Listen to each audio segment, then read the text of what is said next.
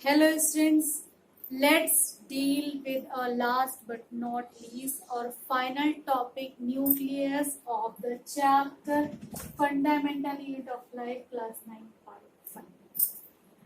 So nucleus, as it was very important structure, so I thought I should deal it separately.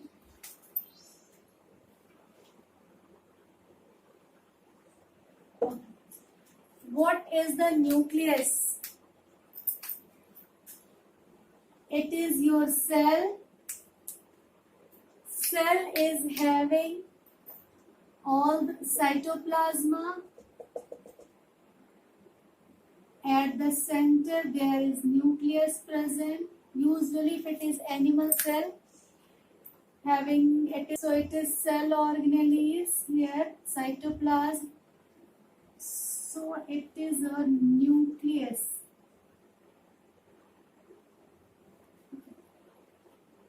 Nucleus is the structure, we call that it control the function of cell or entire function of cell,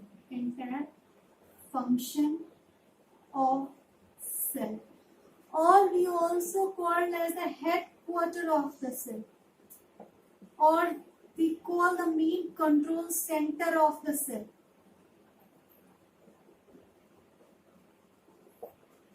Let's see why it is so important structure. As other cell organelle, nucleus is also the double membrane structure. Nucleus is also a double. Let me magnify this so that I can explain its structure. So it is double membrane organelle. If it is nucleus, its outer membrane is continuous. Then it is the inner membrane having some folds in the structure. In its membrane, its inner envelope having some folds, and it is not separate, it is attached with its chromatin. Okay. The space between inner and outer membrane, the both is a nuclear membrane. It is outer nuclear membrane and it is inner nuclear membrane. And the space between this membrane is known as perinuclear space. Perinuclear space. Okay. Then, in this nuclear membrane, there are some regions, some points where these membranes usually join or adhere. Okay. And form a pore-like, actually it is hexagonal pore-like structure. This pore is known as nuclear pore. This help in transport of material like RNA, some protein, which is a large size structure. They need some particular passage. For that it provide a proper passage so that RNA or different type of RNA can pass from nucleoplasm to the cytoplasm. Then inside the nucleus there is a liquid matrix present, which is known as nucleoplasm. And some reason or inside the nucleoplasm there is a one region which usually take a dark stain. We called it nucleolus. What is this? It is also called a nuclear organizer and help in centrosome formation, etc. We'll see in later classes. Then the main structure present in this is a thread-like entangled structure, which is known as chromatin. So it was all about the structure of nucleus. The membrane, inner and outer membrane, having the perinuclear space with a nuclear core, which is usually hexagonal, made up of some transport proteins and help in transport of material from the nucleoplast to the cytoplasm. Then there is a dark structure or dark stained body present inside the nucleus known as nucleolus, which is also known as a nuclear organizer region. Then let's see the main function of the nucleus, why we call it. So chromatin, let's elaborate this chromatin. What is this chromatin? Normally when we see the cell by staining, either usually the plant cell stained with the safranin. If you want to observe the onion cell, you are supposed to stain it with safranin. You can use a methylene blue or iodine solution, but usually we use the safranin so that we can get the more contrast towards cytoplasmic nucleus. In case of the animal cell like a chick cell, we observe it under the methylene blue. Okay, because methylene blue is a basic stain and help to see the living cell also. So next, let's see the chromatin. Chromatin, it was the thread-like structure. Okay, chromatin, thread-like entangled structure means बिल्कुल like you have seen entangled structure means we can't just find its ends. Where is its ends lies? Okay, entangled structure. But no, in the normal cell. In normal cell, you will observe this. But when the cell is or at the time of cell division, this chromatin goes under the process known as condensation. And it forms the particular structure in the nucleus, which is known as chromosomes. So chromosome is nothing chemical, it is same as the chromatin, but the structure is different due to the condensation. So now we can count it. So the number of chromosome, very important thing, number of chromosome is specific to a specific species. I am calling the species, which is very important, not the organism but the species. For example, in case of human being, there is 46 chromosomes. But these chromosomes in the normal cell, there are two types of cells, germ cell and the somatic cells. So somatic cell, all our body mostly made up of the somatic cell. The cell which undergo the reproduction is known as the germ cells. So the number of chromosomes, let us discuss about this topic, number of chromosomes first of all. Number of chromosome is usually having two copies, means I have told you that 46 chromosomes in human body. It means it is having 23, two copies of 23 chromosomes, which is if a set of chromosomes having the two sets, okay, chromosome having the two sets, then it is known as diploid. So normally, as I have told you that cells can be of somatic cells, non-reproductive we call it, non-reproductive cell, and the germ cell, which is reproductive cell. Okay. In case of the somatic cell, number of chromosome usually diploid, means 23 pairs. Okay. The germ cells form your gametes, which is having only one set of chromosome, means just half, only 23, and it is known as haploid. We represent the diploid as 2n, means 2 copies, and haploid as n, or n number, only 1 copy. Okay, so the number I was telling that chromatin at the time of cell division it condenses at the time of cell division and it forms the chromosome. It makes the easy distribution or easy and equal distribution of chromosomes to the cells or the offspring cells. Suppose it is the parent cell, it undergoes cell division and form the two cells. Then there should be the same number of chromosomes as there is 46. Here should be also 46, 46. This equal distribution is done because of this proper condensation of chromatin which form the chromosome. Okay.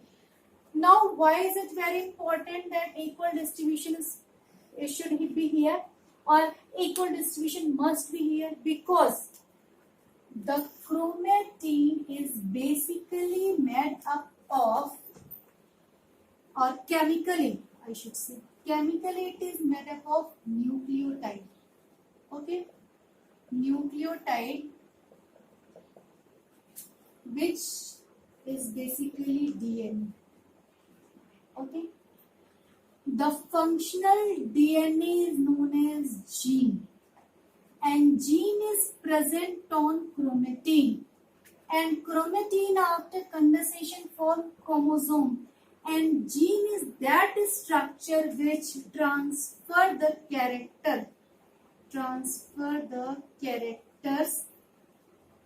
or traits, whatever characters, from parents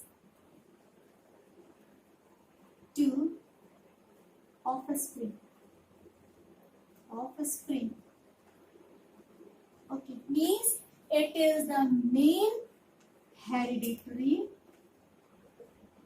unit which is present on chromatin or chromosome. So now we can see that why the chromosome is very important structure which is present in nucleus, and so the nucleus also becomes very important structure. Now the question comes, what the DNA do? Why we call this DNA is very important, or the nucleus, why it controls the whole cellular processes. So as I told you that gene transfer the character, how this characters is going to expressed. I am trying to ease my language. I am just trying to create a very easy representation of the genes, although it is little difficult or complex, but let's try. There is a concept of central dogma.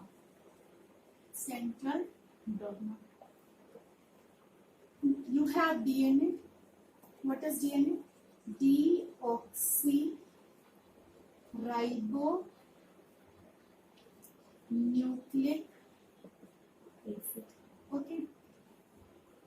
It goes under the process of transcription. Clear? And it forms RNA. What is ribonucleic acid? Ribonucleic acid. Then this RNA goes under the process of translation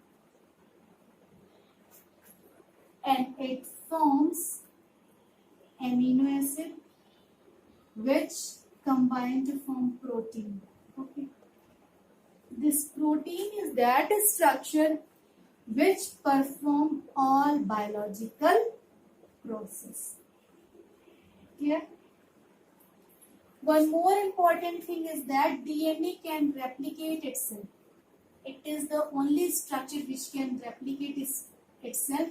So DNA or the gene or the chromatin or the chromosome, after replication, transfer from one cell to next cell or from the parent cell to the offspring. Okay, just because of this, it is very important. Okay, but what the DNA do when it goes to the cell? DNA form the RNA form the protein, and this DNA present in nucleus. Because of this, nucleus become a very important structure which indirectly or directly control the whole biological process of the cell. Or nucleus is also known as the control center of the cell just because of this DNA. Because DNA indirectly form all the proteins which perform the all biological processes of the cell. So it was all about the nucleus. One more important thing, it is the largest cell organ. I hope it will help you to understand the concept. Let me recall again or recapitulate. In the nucleus structure of nucleus is very clear. Nucleus having the two membranes, outer membrane, inner membrane. Between the outer and inner membrane, there is a perinuclear space present, and it is a continuous structure. Outer membrane, this inner membrane having the fold structure. At some places there is a pores present, that is known as a nuclear pore, which happen transfer of the material from the nucleoplasm to the cytoplasm. That's all. And other structure, matrix, nucleoplasm, then nuclei, then chromatin. Chromatin having the DNA. DNA perform the central dogma, means DNA to RNA, RNA to protein, protein to biological function. So indirectly, as the DNA present in nucleus, so nucleus is the main center of the cell which control the whole biological process. And the chromosomes, they are, I have told you that chromosome are the usually in pairs. In the somatic cells, they are present in pairs called the diploid cells, and in case of the gametes or the germ cell, it is usually haploid. Now the question comes, how the division takes place. The cell, as I have told you in my first part of class, that cells comes from a pre-existing cell. It was said by the Virchow. Then if the cell comes from the pre-existing cell, then there should be some process. That process is known as a cell division. This cell division is usually of two types.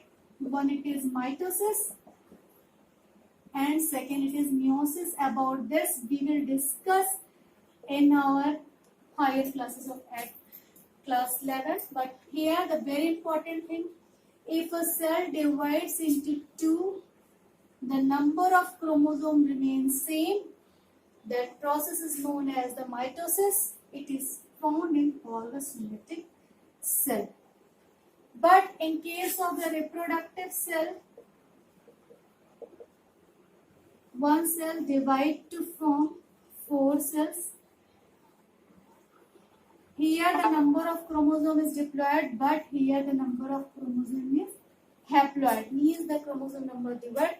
This type of division is known as reductional division or meiosis. Okay, and it forms a particular structure on the cell that is known as gamete, which help in the reproduction. We'll see how it helps in reproduction in fusion, by fusion, how it forms the zygote. We'll see it in later classes. So it was all about the mitosis. Thank you very much.